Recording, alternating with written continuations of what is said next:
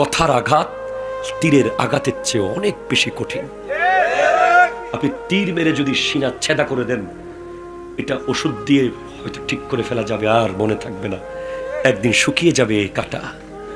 কিন্তু কাউকে কথা দিয়ে যদি আপনি আঘাত দেন, কোনো দিন সে সেটা বলবে না। এই জন্য কথা বলার সময় আপনি 1000 বার ভেবে বলবেন কি বলছেন। একটা কথা রিপিট দিতে সবাই পারে, কথার পরে কথা বলতে যে কেউ পারবে, যার মুখ আছে সে পারবে, কিন্তু ব্যক্তিত্ববান এবং জ্ঞানী ব্যক্তিরা রিপিট যেখানে সেখানে দেয় না।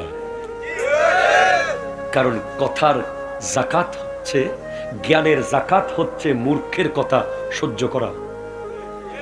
কথা বলেন ঠিক কিনা? জ্ঞানের জাকাত কি? মূর্খের কথা সহ্য করা হচ্ছে জ্ঞানের জাকাত।